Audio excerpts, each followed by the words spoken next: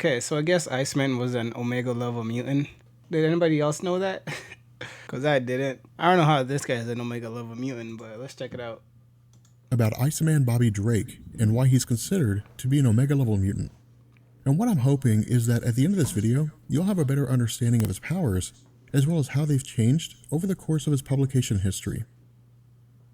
So first things first, I want to take a second to provide some clarity on what it means to be an Omega level mutant. So those who are deemed to be Omega level mutants in Marvel Comics themselves. All example, two Hydra Jaspers are bringing an end are either equal to their original depiction of his prime. Stan Lee and Jack Kirby were still fleshing out the idea of powers and what mutants were capable of. Marvel's roster of superpowered Earthbound heroes consisted of Spider-Man, the Incredible Hulk, and the Fantastic Four, all of whom derived their abilities from cosmic rays or some form of radiation. To this end, these abilities were simple to flesh out in that they were rooted in science and could easily be grasped by the reader. While the rest of the X-Men as they were introduced included Cyclops with optic beams. My guy doesn't even have a face right now. So this is how he looked like when they first made him. Okay. What were they thinking, bro? Like, were they just trying to make a snowman? My boy looks exactly like a snowman right now. Is that what he's supposed to be? Or is he supposed to be a human? Yeah, actually. Is he yeah, no, he's a human. He's a mutant. But, like, why is he like that, bro? They couldn't draw a face? Jean Grey with telekinesis, Hank McCoy with enhanced strength and agility, as well as Angel with physical wings. Right now, they could draw faces. What the fuck? Iceman was established as being someone who had the power to manipulate the cold. Now, the basic premise of these abilities is something that I'd like you to keep in the back of your mind, and the reason why is that over the course of this video, we'll transition through the evolution of his abilities, culminating in his classification as an Omega level mutant, and what exactly it is that he's doing when he uses his powers.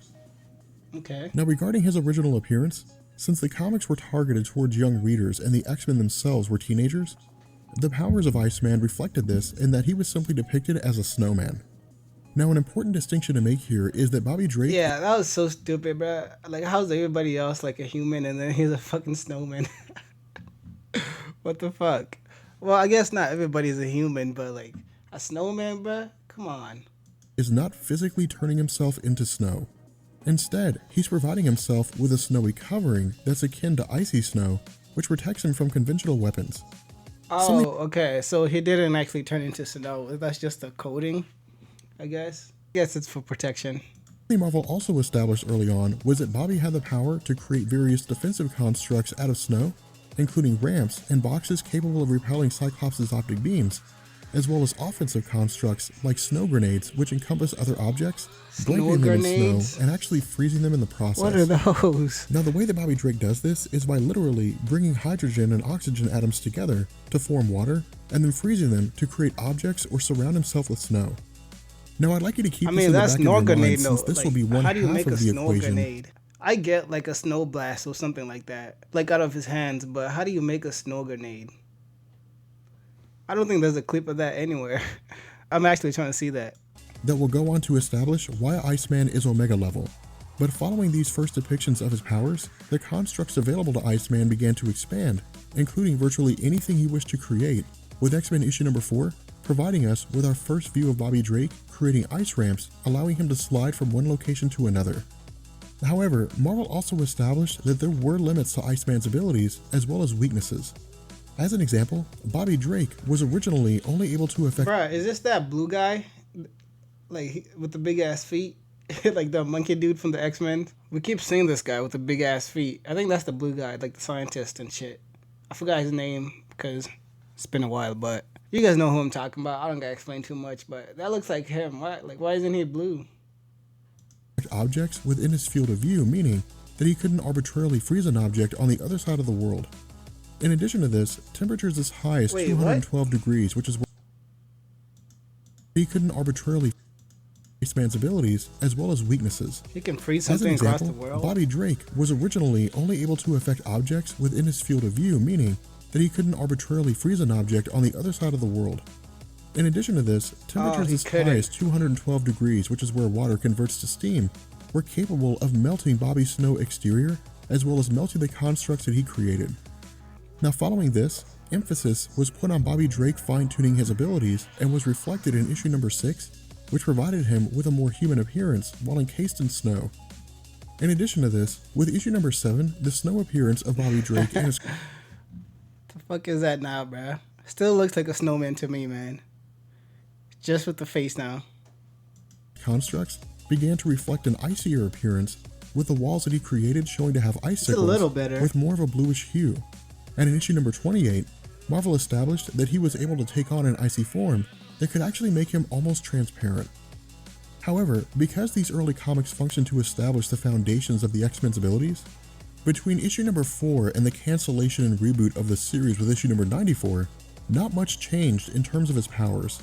Instead, focus was placed on creating a more well-rounded representation of his abilities, with issue number 64 maintaining that his weakness was still rooted in extremely high temperatures, something now that looks like a person right there. What the fuck were we looking at a second ago? Oh my gosh. Okay, so they just needed a reboot, and then they fixed some that was shit. carried over to the X-Factor line under Bob Layton and Louise Simonson.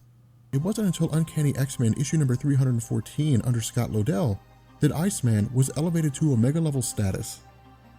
Now picking up with Uncanny X-Men issue number 314, the story saw Emma Frost's consciousness waking up, and with Iceman being the first person she saw, her mind quite literally seized control of his body. Now where the intention of Emma was to discover what had happened to the Hellions, in order to function adequately, she began the process of Wait, so Emma Frost took control of Iceman's body just now. Okay. acquainting herself with Bobby Drake's body. During this time, she began the process of acquainting herself with Bobby Drake's body. During this time, Frost discovered that in his ice form, Bobby Drake could sustain physical injury, including being shot through the chest or losing an arm, but that the damage could be repaired by using the moisture in the air to literally reform himself. Okay. In addition to this, Emmett discovered that Iceman has the power to convert himself to a water or gaseous state, making him virtually immune to physical harm. Damn. Now, while this revelation is only covered in a single page, what Marvel is telling us is that because Iceman possesses the ability to control the molecules of water, because 4% of the Earth's atmosphere is water vapor and 71% of the planet is covered in water, Iceman's abilities have an infinite source of fuel and are essentially limitless. So he has control, like, over the atmosphere, basically. That's what they just said, right? Well, they didn't say that, but like, that's what they just said. Holy shit. Following this lead, over the course of the next 10 years between 1994 and 2014, different writers have expanded on how the limitless nature of Iceman's powers can be applied. As an example, in X-Men Volume 2, issue number 41, during the events of Legion Quest, which saw Legion killing Xavier and causing the Age of Apocalypse storyline, Hey, Legion. following the death of Charles, Iceman froze all of the water in Legion's body, and while Legion did survive after melting the ice, this was expanded on in 2008 following the release of X-Men Manifest Destiny. Focusing on the X-Men moving its not an headquarters easy to San task to Francisco freeze out of New Legion. York, during an interview with Comic Book Resources, writer Mike Carey had stated that if pushed to their absolute limits, Iceman's abilities would allow him to control reality itself. To expand on this, if you've ever taken a chemistry or physics course, you'll know that heat is simply a byproduct of molecules moving at extremely high speeds, and cold is a byproduct of molecules moving at extremely low speeds. As a result, the term absolute zero is used to define what happens when there's no molecular movement of any kind, meaning that when Iceman uses his powers, in addition to manipulating the atoms of hydrogen and oxygen to create water, he's also slowing down the movement of molecules to create cold.